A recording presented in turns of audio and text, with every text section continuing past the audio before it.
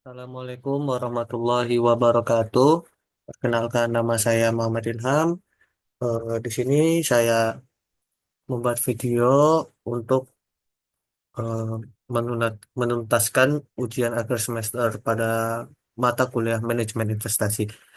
Di sini saya akan mempresentasikan portofolio investasi saya. Nah, sebelum kita memulai menampilkan portofolio saya, kita harus mengetahui apa itu portofolio investasi. Nah, untuk portofolio investasi itu sendiri merupakan kumpulan dari berbagai jenis investasi yang dimiliki oleh individu atau institusi yang memiliki tujuan eh, untuk meminimkan risiko dan memaksimalkan keuntungan. Portofolio ini dapat mencakup berbagai instrumen keuangan seperti saham, obligasi, reksadana, properti, dan komoditas. Strategi portofolio investasi ini bertujuan untuk mendiversifikasi risiko, yaitu dengan menyebarkan investasi ke berbagai aset. Sehingga jika salah satu aset kita memiliki kerugian, jadi kita bisa menambahnya dengan keuntungan di aset-aset lain. Jadi kita mengurangi kerugian yang kita dapatkan. Oke, langsung saja di sini saya memiliki portofolio saham saya yang pertama yaitu pada sektor bank. Nah, di sini saya memilih BBCA dan BBRI. Oke, sebelumnya saya memiliki dana 2 juta, jadi saya memasukkan sektor bank yaitu sebesar 25% dan pada bank BBCA dan pada bank BBRI juga 25%. Nah, eh, pada tanggal 13 Desember saya membeli harga beli saham itu pada saham BBCA yaitu Rp10.175 dan pada BBRI Rp4.260. Expected return yang saya hitung yaitu sebesar 10-15%. Kemudian pada Bank BBRI 8-12%. Di sini saya memiliki saham pada BBCA 49 dan pada BBRI 117. Di sini saya memiliki cut loss atau yang disebut membatasi kerugian saya. Jika tren pasar berubah, maka saya akan menaruh harga di BBCA yaitu 9.666, yaitu sekitar 5-7%. Dan kemudian pada cut loss BBRI juga 5-7%, yaitu pada harga Rp4.047. Mengapa sih saya memilih Bank BBCA? Karena Bank BBCA ini memiliki fundamental yang kuat, yaitu memiliki potensi eh, eh, memiliki reputasi yang sangat solid dalam hal pertumbuhan, laba konsisten, dan manajemen risiko yang baik. Nah, rasio kredit pada Bank BBCA ini termasuk salah satu yang paling rendah di industri ya, teman-teman. Nah, yang kedua yaitu digitalisasi perbankan. Alasan kedua saya yaitu karena Bank BCA ini adalah pemimpin dalam inovasi layanan digital seperti aplikasi BCA Mobile yang semakin lama semakin meningkat efisiensinya dan pengalaman nasabah. Nah, jadi ini memberikan keunggulan kompetitif dalam menghadapi era yang modern ini, yaitu era digital ya teman-teman. Kemudian pertumbuhan kredit yang stabil. Nah, di sini BBCA menunjukkan pertumbuhan kredit yang stabil ini didukung oleh eh, fokus pada segmen retail dan dan korporasi dengan resiko yang rendah. Kemudian likuiditas yang tinggi. Nah, BBCA ini merupakan salah satu saham dengan blue chip yang sangat liquid, sehingga cocok untuk investor profil dan resiko yang rendah hingga moderat. Jadi ini sangat cocok untuk bagi teman-teman yang ingin memiliki resiko yang sangat kecil, tapi yang ingin mendapatkan return yang lumayan lah, bisa dibilang. Nah, kemudian alasan saya mengambil Bank BRI ini yaitu fokusnya pada UMKM. Teman-teman sekalian kan sudah tahu UMKM sekarang sudah banyak tersebar ya. Jadi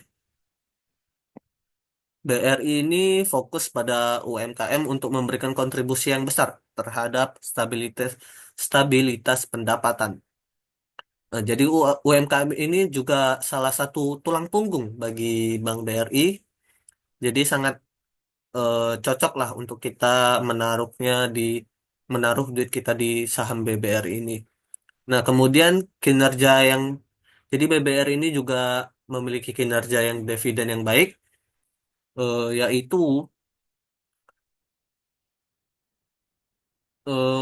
Bank BRI ini dikenal memiliki dividen yield yang menarik sehingga memberikan keuntungan tambahan kepada investor selain dari capital gain-nya ya teman-teman. Kemudian ekspansi digital sama seperti Bank BBCA. Nih, Bank BRI ini juga aktif dalam layanan digital seperti yang kita pakai yaitu Brimo yang membantu bank jangkauan nasabah di daerah terpencil dengan biaya operasi yang lebih rendah.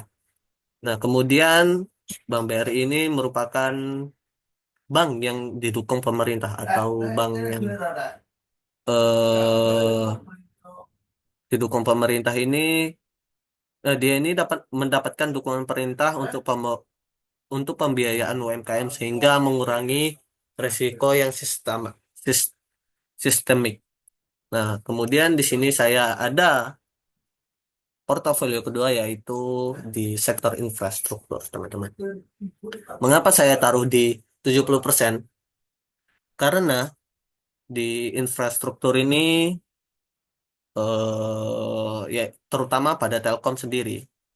Telkom ini mendominasi pasar, teman-teman. Jadi saya taruh lebih banyak dari daripada yang lain daripada yang lainnya untuk mendapatkan return yang di atas yang lebih tinggi daripada yang lainnya. Untuk harga saham yang saya beli pada tanggal 13 Desember yaitu 2.820 rupiah dengan expected return 10 sampai 18%. Jadi lembar saham yang saya dapatkan yaitu 248. Eh untuk cut loss sama seperti sektor perbankan saya menetapkan di angka 5 sampai 7%.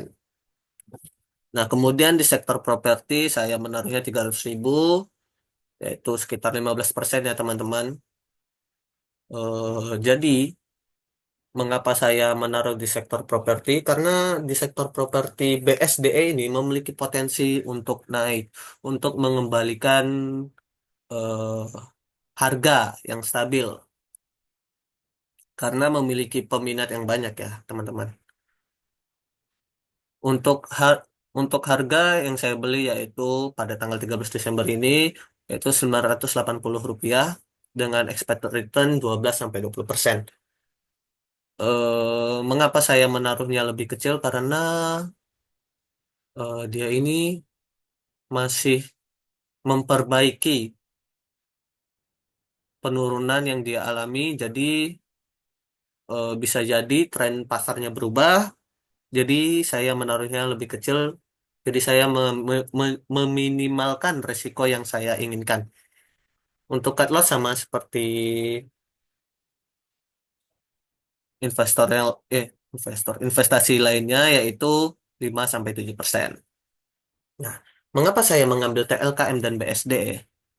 Karena TLKM ini mendominasi pasar, teman-teman. Seperti yang saya bilang tadi, eh, jadi di sini nih TLKM ini memegang pangsa pasar yang sangat besar dalam layanan telekomunikasi Indonesia, baik melalui Telkomsel maupun layanan broadband IndiHome. Nah, yang kedua yaitu pertumbuhan digital.